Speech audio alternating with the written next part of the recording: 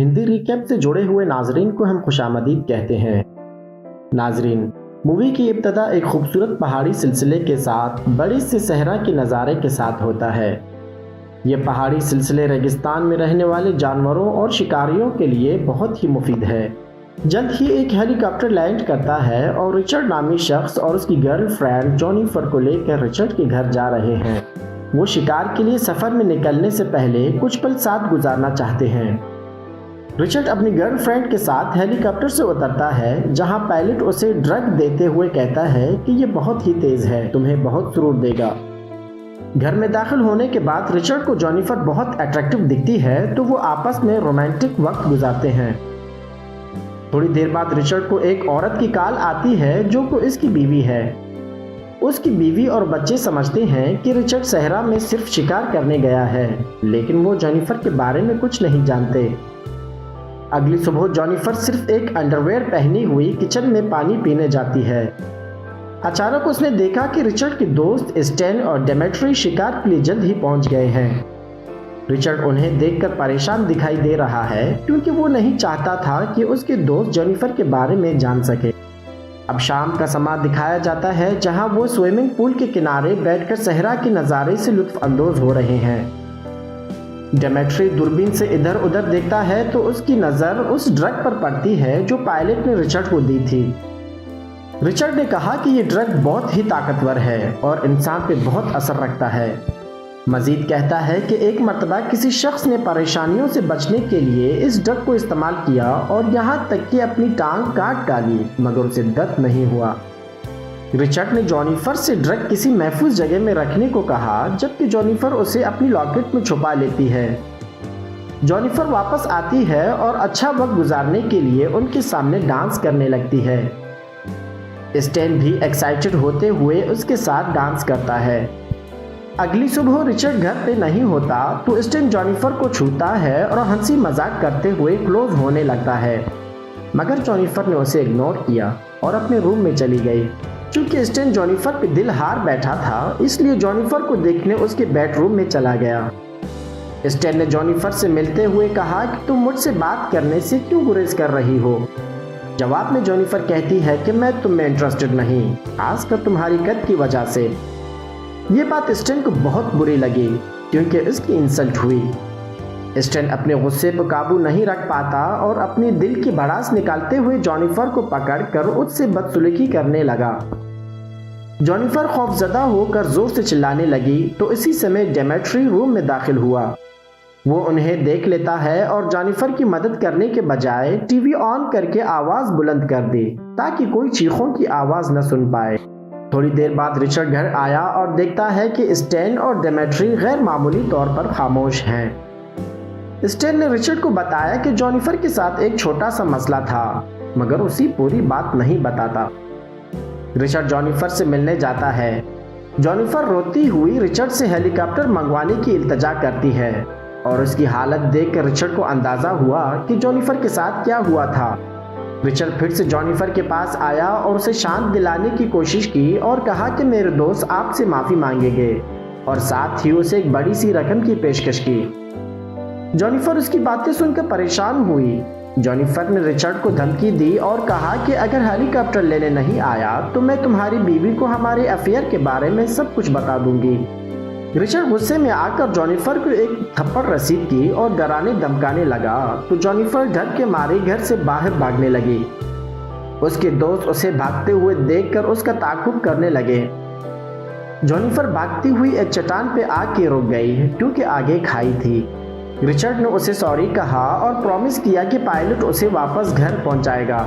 ये सुनकर जॉनिफर शांत हो जाती है। अचानक रिचर्ड ने उसे पहाड़ से धक्का दिया, जिसकी वजह से वो पहाड़ से गिरती है और दरख्त के एक शाख पर फंस जाती है। स्टैन और डेमेट्री रिचर्ड के इस अमल से हैरान हैं। उन्हें तवक्को नहीं थी कि वो जॉनिफर को धक्का देगा।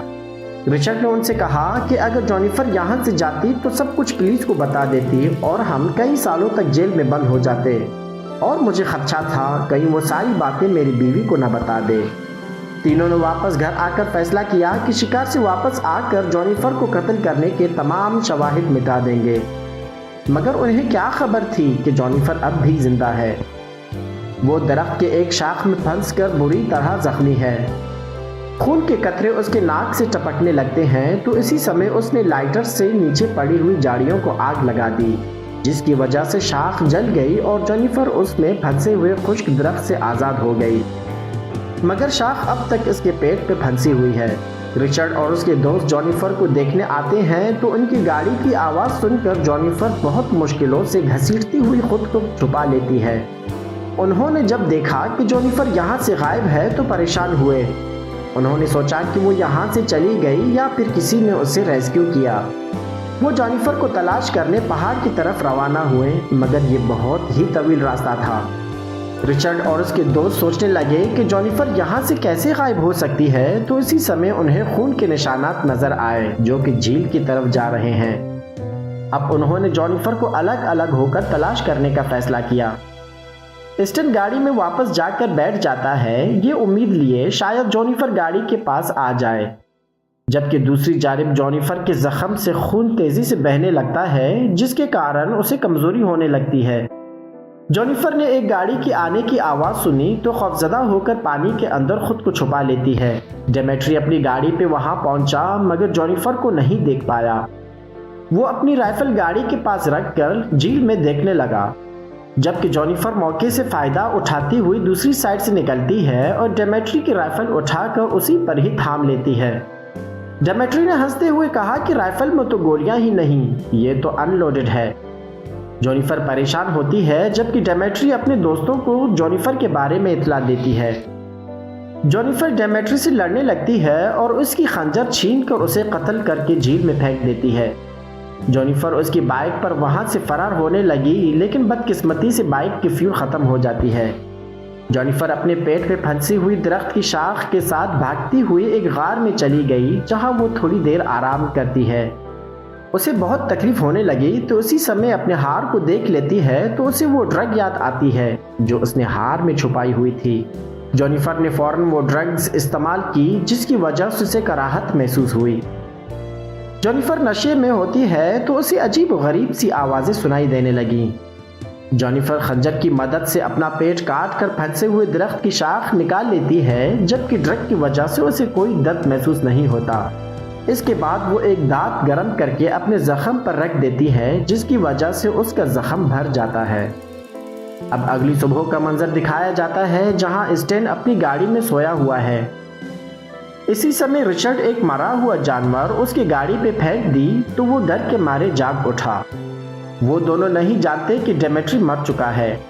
स्टीन ने झील के किनारे सुसु करने के बाद जैसे ही मुंह धोने लगा, उसी समय डेमेट्री की मरी हुई बॉडी देखकर गिर पड़ा और खौफ के मारे भागने लगा।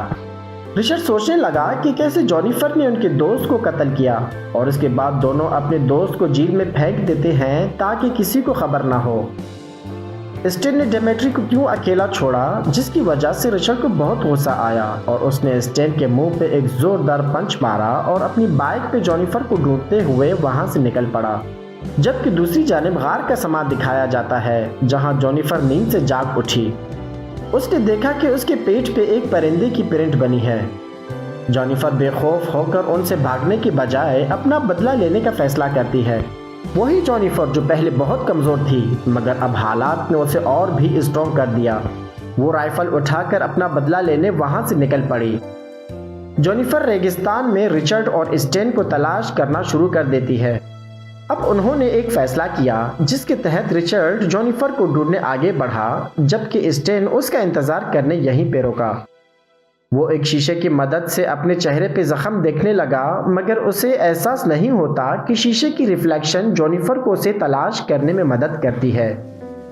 जेनिफर ने फौरन उसका पीछा करना शुरू किया, हालांकि वो नंगे पांव और जख्मी हालत में है।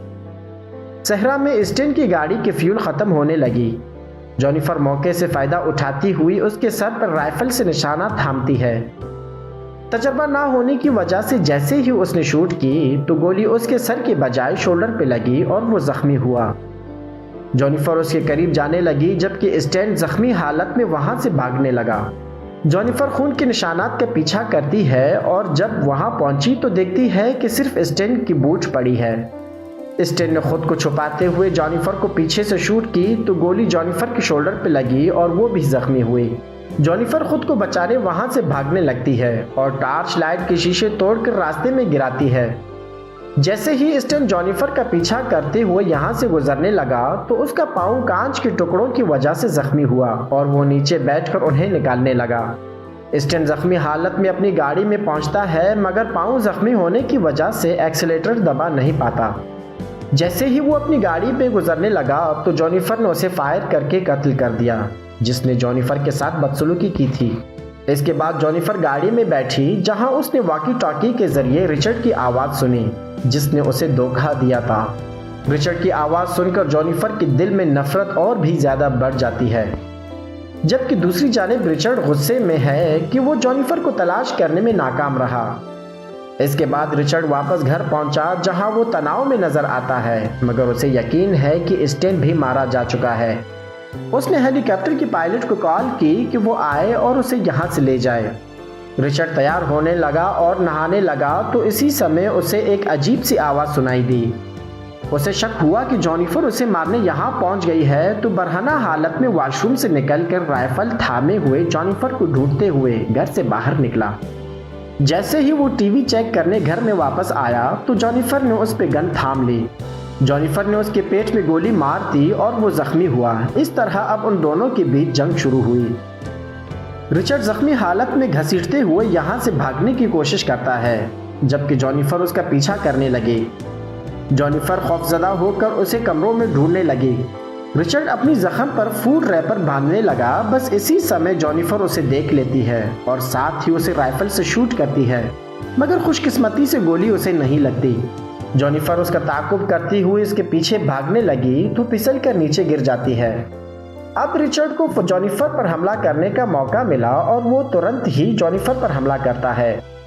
वो जॉनिफर को मारने ही वाला था, बस इसी लम्हे जॉनिफर उसके पेट में लगी हुई गोली वाली जख्म को जोर से दबोचती है। दर्द के मारे रिचर्ड ने जॉनिफर को नीचे गिरा दिया। जॉनिफर ने बिना वक्त जाया किए हुए फौरन राइफल पकड़कर उसे शूट की और वो कत्ल हुआ। अब आखिर में दिखाया जाता है कि जॉनिफर ने उन तीनों लोगों से अपना बदला लिया जिन्होंने उसके साथ बदसलूकी की थी। वो खून से लथपथ है और घर से बाहर निकलती है तो इसी समय हेलीकॉप्टर की आने की आवाज़ सुनी जो उसे लेने आया था। और इसके साथ ही इस खूबसूरत सी फिल्म की कहानी यहीं पे ख़त्म हो